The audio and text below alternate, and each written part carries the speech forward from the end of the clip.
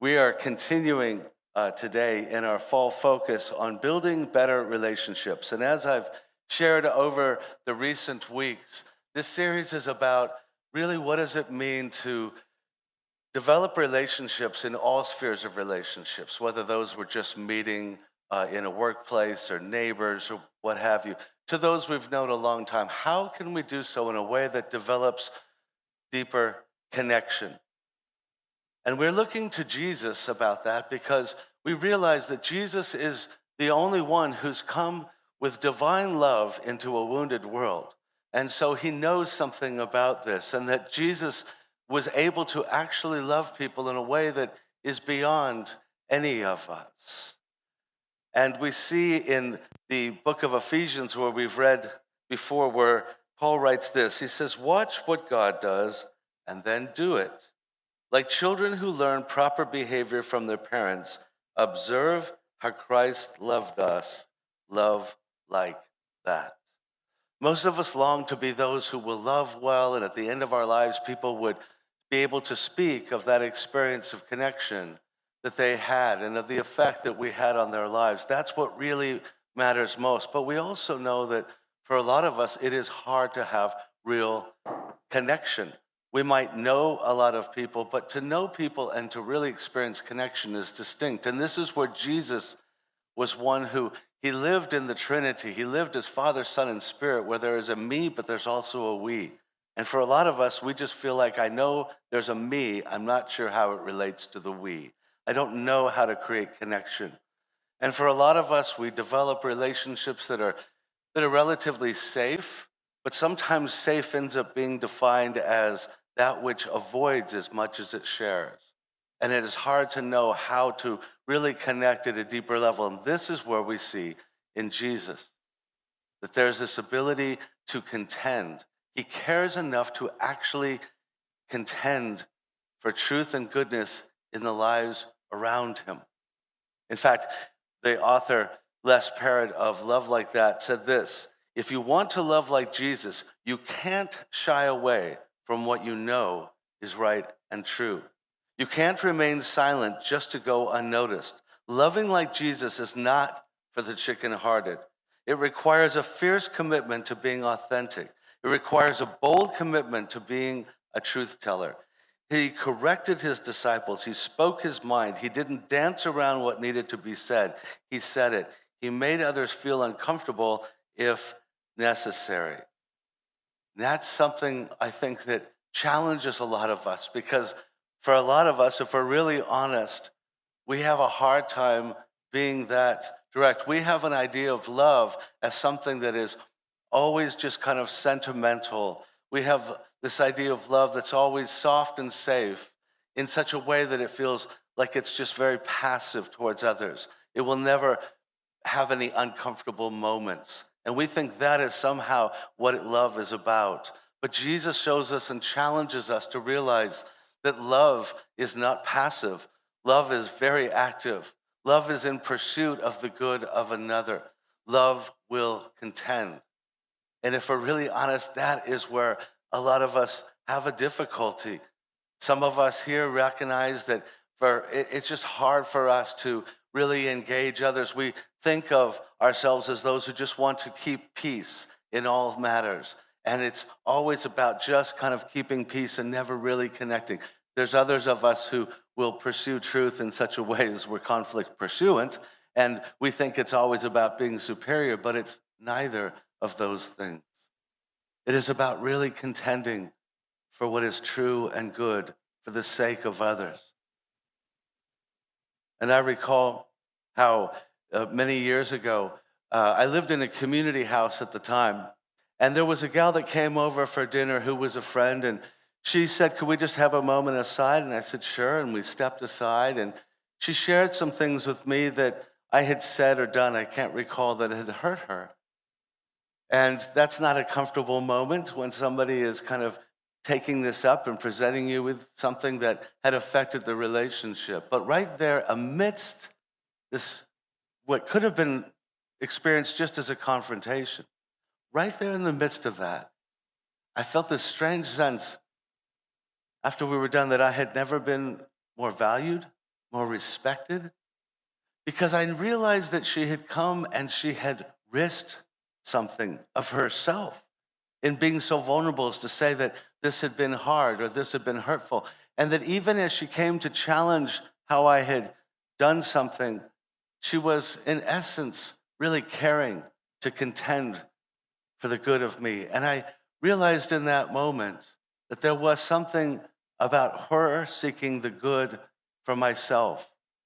And what was amazing of coming out of that is that later she would become a part of this Westside Vineyard Church. Later she would give me the privilege of officiating at her wedding. That's an example to me of being reminded that there is a quality about contending for the good of another. And this is what we see in Jesus. One of the things that's striking about Jesus is that he never merely saw himself and others. It wasn't merely just about how we might see, well, there's me and there's you, and how do we work this out? There's something else there. There's truth and goodness. And they stand above. They are defining of how we're going to relate. There's truth and goodness, and we cannot actually love someone without valuing what is true and good. And we see this constantly in Jesus as he engages other people with a desire to call them out to be the best of who they were. He sought to bless them in their potential, but also to protect that potential and to speak words of guidance into their lives so they could stay on the path of what is true and what is good. And to do so in such a way that was not controlling of others, but merely that which could guide them. And we might think, well, where do we really see that? I'm glad you asked, because we oftentimes think of Jesus as in this high contention, public contention with the religious leaders in particular. But if we step back, we can see that in the relationships that mattered the most to him, the ones that he really spent time and invested in, the ones that he maintained life with, he actually lived out this ability to care enough to contend. So let's just very quickly, I want to strike at a few of those to help us think, how does Jesus live this out? And there's perhaps no relationship more telling than how Jesus loved his mother.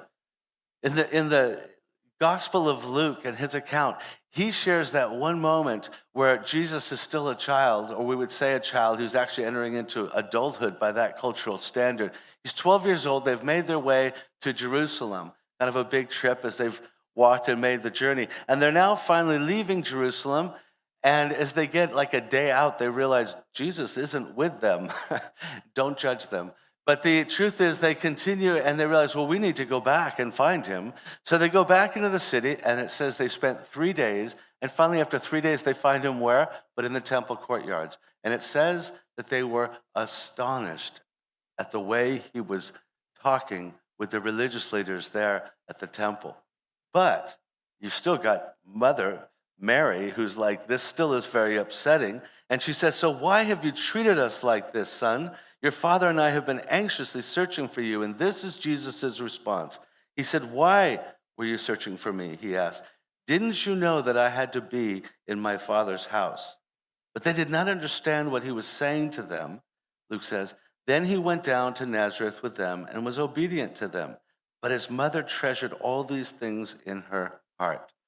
What we see here is right from the start, Jesus is reminding them, this is what my life is about. And you should recall, because, Mary knew something about him being birthed as the Savior through her. So she should have known this, and he's reminding her there is something bigger here, something about our lives that are rooted in the Father's heart.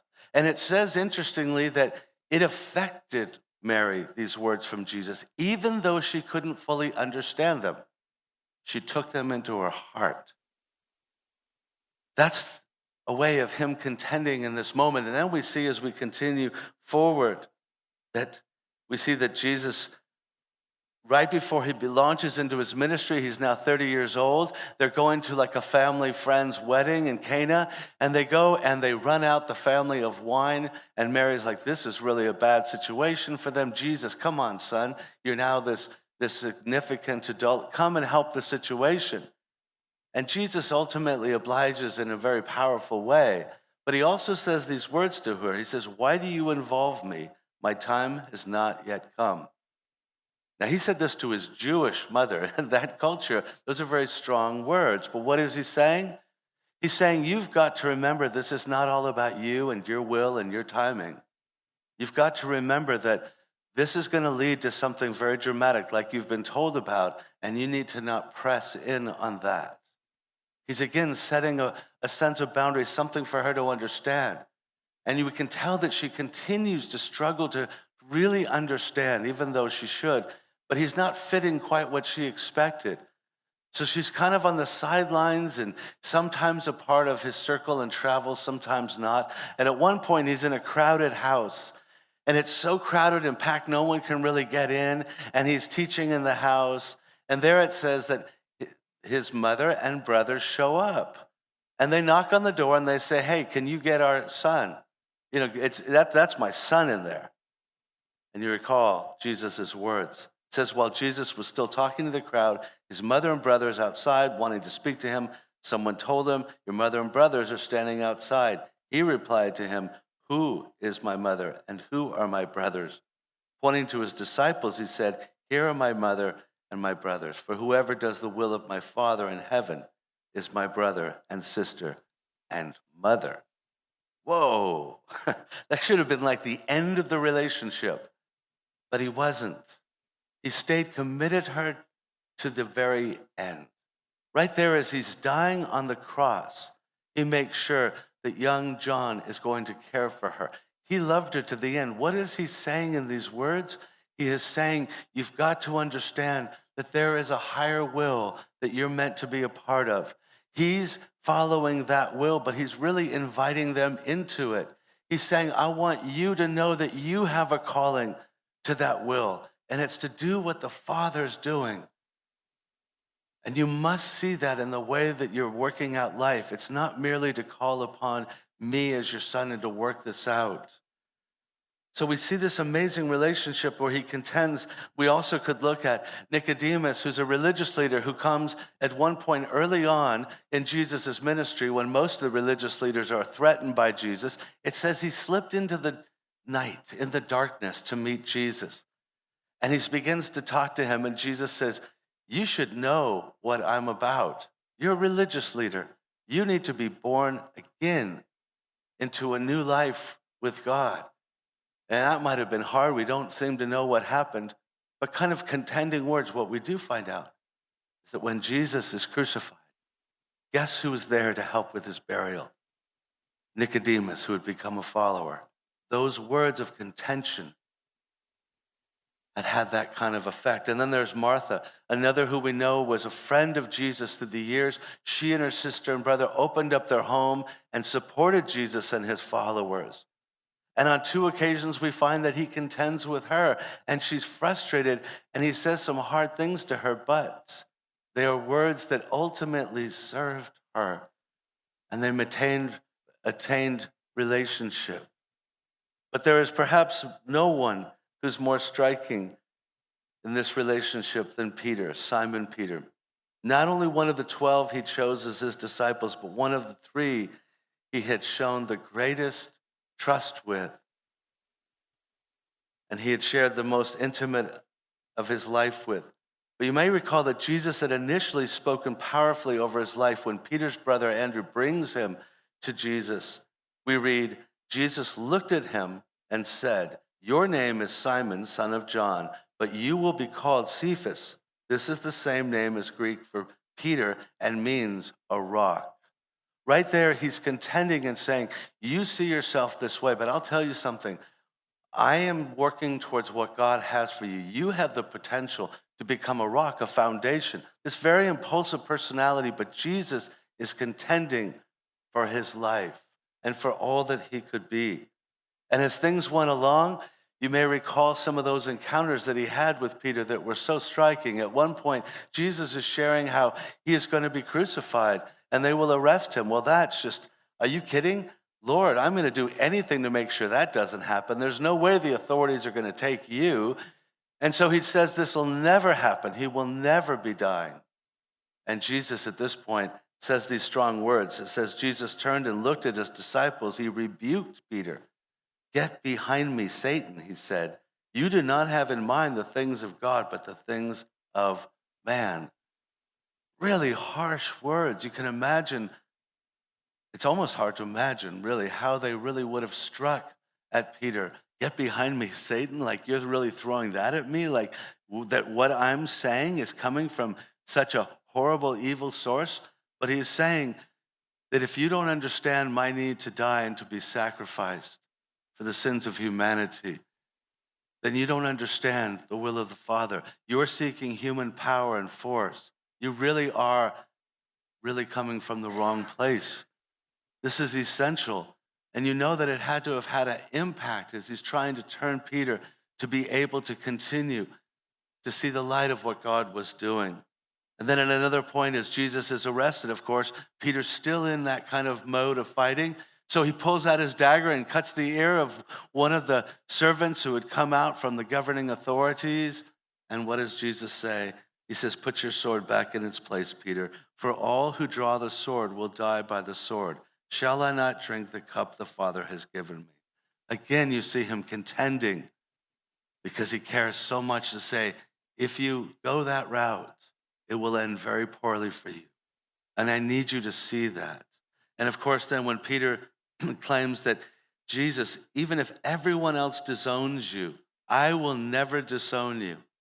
And you remember that final hard moment where Jesus says to him, Peter, even this night, before the morning, you will deny me 3 times. And of course, Peter's like, why would you say that of me? But that night, he would deny even knowing Jesus when other people come around him and say, hey, this man who's arrested, weren't you one of his followers? And he says, no. And he's disheartened, but what does Jesus do? After Jesus is risen, who's the first person that he goes to personally? Peter. Who's the one that he would restore on the shoreline soon after? Peter. In other words, Jesus was always contending. And as we step back from these examples, what we see is that he was never contending for himself. He was contending for them. Always contending for them. And what's so striking is that these are not relationships that we see that get in the end broken, who Jesus was saying, look, I just need to push you aside. I want to push you away. Not at all. All 4 of the relationships I just mentioned, all of them continue to have this profound connection with Jesus. He contended, but he stayed connected. All 4 of those lives would probably say to us right now, I've never experienced such love. That's what's so profound. They all would say, I'd never experienced such love as Jesus gave me. Oh, yes, but he did contend. And he did speak up for truth. And he did look into my life and he cared. So I want to ask us, how can we learn to care enough to contend? Who are those who live in perfect truth and goodness ourselves? So we don't do so as the Messiah or as Jesus, but we ourselves are called to be one another's life. And I want to suggest quickly 4 things that you see as involves a foundation of caring. In other words, we've got to ask ourselves, like, what's my motive if I'm contending?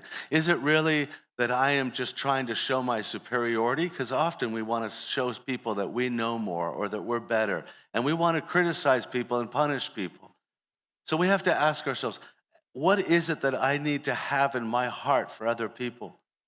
And I think we're reminded of this right from the very opening of the scriptures, where we're speaking of God creating an Adam and Eve, and it says they're sons, and one of them, where's your brother? And his response is this, am I my brother's keeper? Very foolish response, because the answer is yes, you are. Yes, you are your brother's keeper. What have you done with him? And that's a question we all need to take to heart, that we are responsible in a healthy way, not to control, not to punish, but to care. Be part of my own heart, part of those I care for. Not that I could do so for everyone, but wherever I have the opportunity, and we see this in the way that Jesus loved those that he loved. And we see that this is the way in which we are to love, in love, growing in every way more and more like Christ. This has a purpose to it. It is not getting people to be more like you. It's not getting people to agree with you. It's not about getting people to just do what will somehow serve your own ends. No, it's about helping people to see the truth and to have an idea of really what is the best good, what is true, and what is good. And we do so as we speak that truth in love. And that is not an easy thing for us to attack a little bit more. Okay, I know I'm supposed to attack them with love. No, it means that it's not an attack at all. It means that if we go to somebody with the truth, and this one challenge for a lot of us, how do we really speak that truth and difference in the way that we would speak to somebody out of a place of love? There is a real different experience when someone is bringing an interrogator's light. You know those giant lights where they hide behind them? You can't see them, but they put it in your face so that all the intents. No, that's very different from being a guiding light, where somebody recognizes they're looking for something. And you realize, yeah, I've looked for that too, or I'm looking for it too. And let me open up a light that brings guidance. Do you understand how different that is? We need to be those who therefore welcome it and realize that that is the kind of light we would welcome in our relationships. We read in Proverbs 27 where it says this: better is open rebuke than hidden love. Wounds from a friend can be trusted, but an enemy multiplies kisses. In the end, people appreciate honest criticism far more than flattery. What is he describing? He's saying that those who might be the kindest to you in the way you think of kindness, who never say anything, who just pat you on the back all the time, might even come and bring you kisses. Those are not the ones that you ultimately trust, are they? That we should trust those who are willing to come and be honest. That's what he's saying, and that's what we need to take to heart, to welcome that, to welcome people to be honest. Secondly, contending well involves a willingness to risk discomfort, resentment, rejection. What we start to realize is that if we care enough to contend, we risk that someone may not be comfortable. We won't be comfortable talking about things that might be hard, things that are comfortable, then that we could experience resentments, rejection, just withdrawal. People might tend to initially go, whoa, I'm not used to you sharing that deeply about your struggles or contending with my struggles. We risk that when we come out. And this was very real for Jesus. We act like it's not. We think that somehow Jesus in his life never needed anyone. That's not true. Not in a capital. He might not have needed them with a capital N, but with a small n, oh, he needed them. You don't think he needed his mother's love and commitment to him? He did.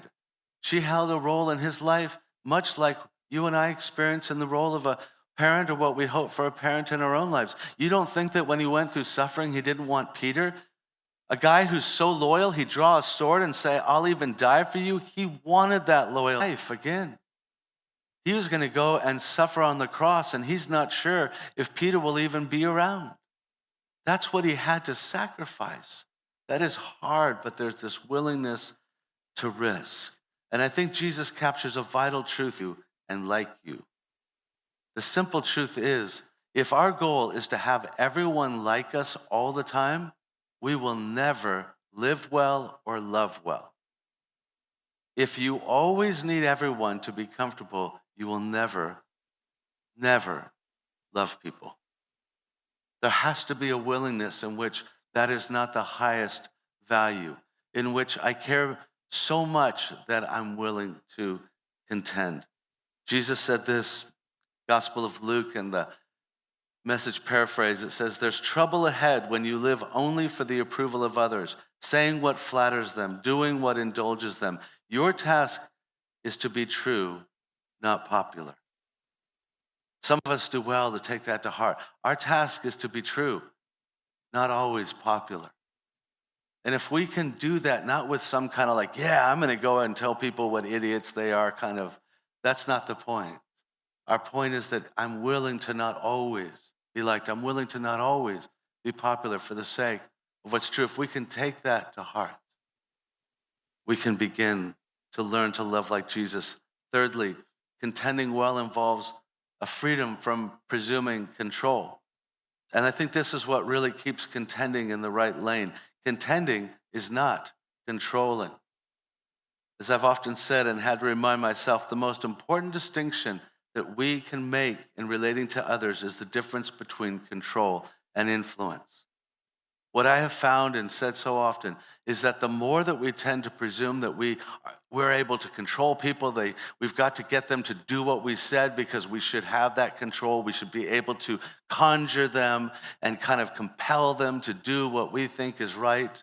The more we bring that, the more we end up with neither control nor influence. The more we let go of that, we begin to embrace that we do have influence.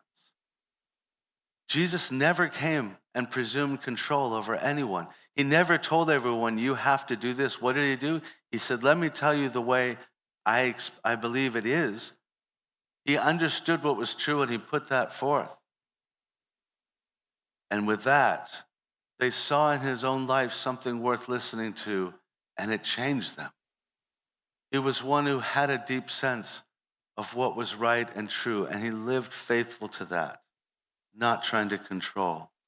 And fourthly, lastly, contending well involves a position of humility that's honest with our own challenges. Now, we can presume that Jesus was above reproach, and so we don't necessarily think of him as coming with humility because, of course, he's kind of always right, and he had that position to do so. But even Jesus did not engage others where there was a sense of just superiority. There wasn't just a sense of, I'm better than you. That's what this is about. No, there was always a sense of, I want to help you. I want to come and serve you. I want to come and wash your feet. I'm willing to come and do whatever it takes out of humility to be able to contend for the good. And Jesus told us that we need to have the sense in which we're willing to look at ourselves before we could presume to go to others, because that's just basic humility. You may remember these words, Gospel of Matthew chapter 7, where it says, Jesus teaches, why do you look at the speck of sawdust in your brother's eye and pay no attention to what? The plank of wood in your own eye.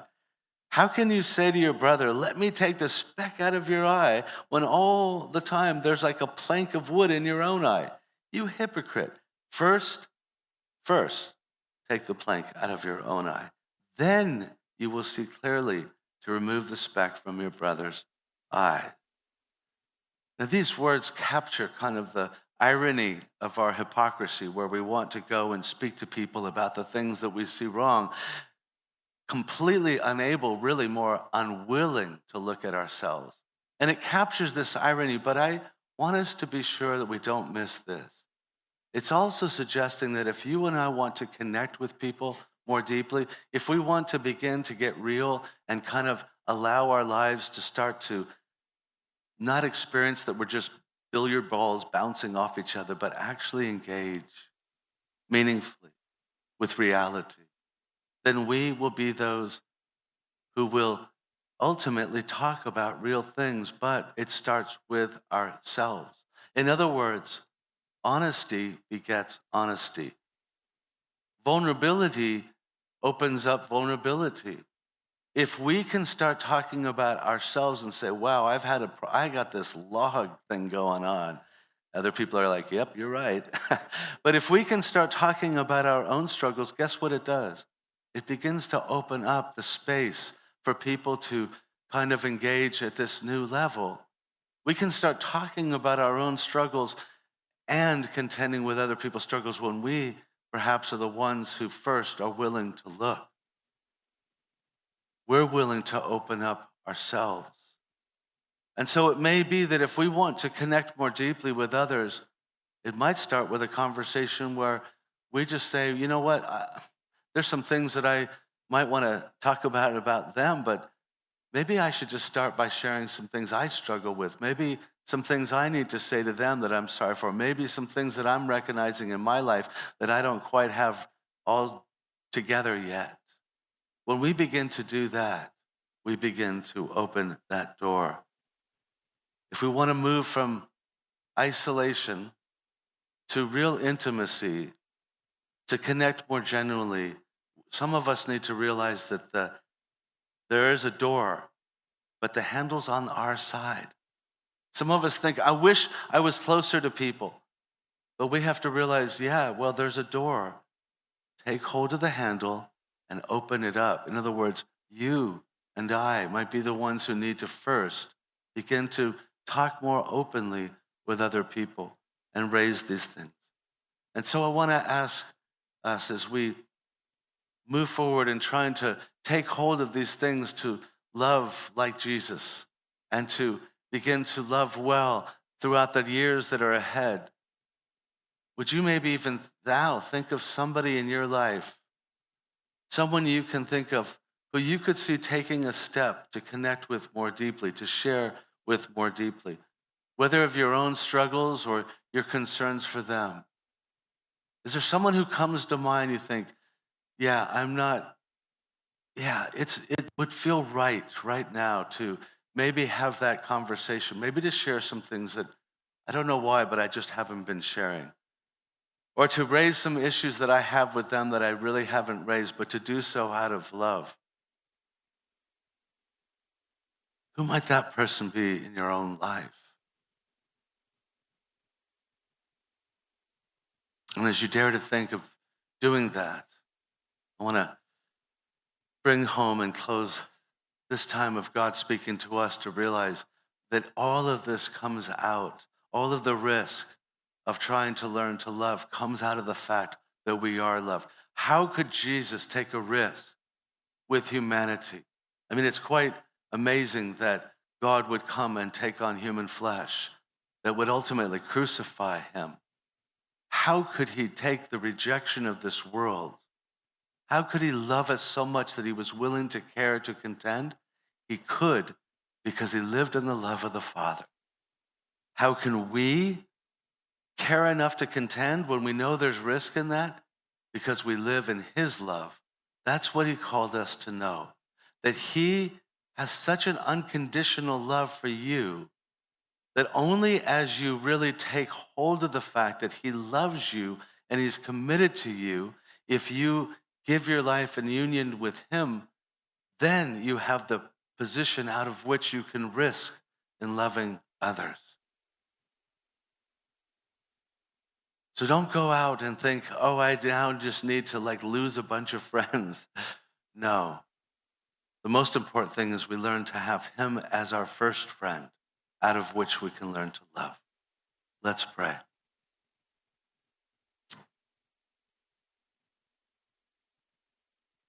God, this whole world can seem like, in ways, a world in which we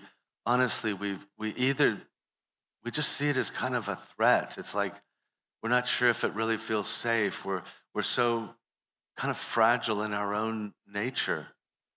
Sometimes we're not even sure who we are, even though we claim to know.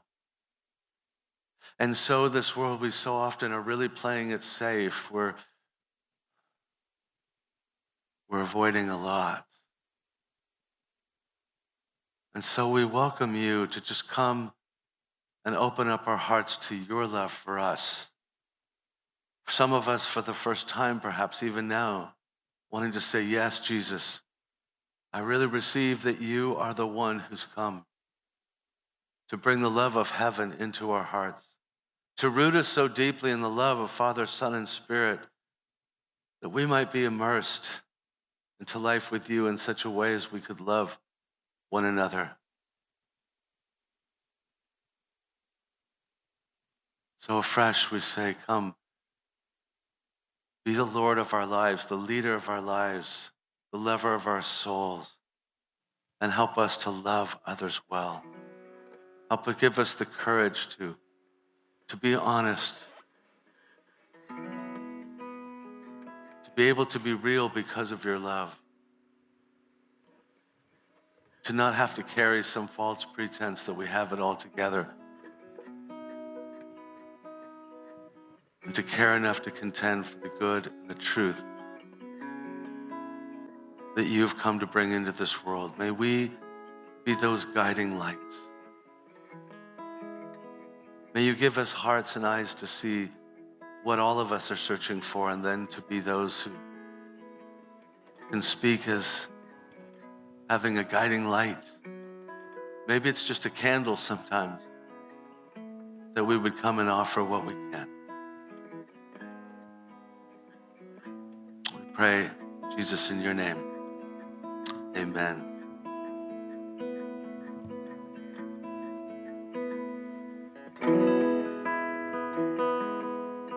I could chase after greatness, just to fall on my knees, lose myself to be found where you want me. I could do all the right things, sing the words to relieve, but I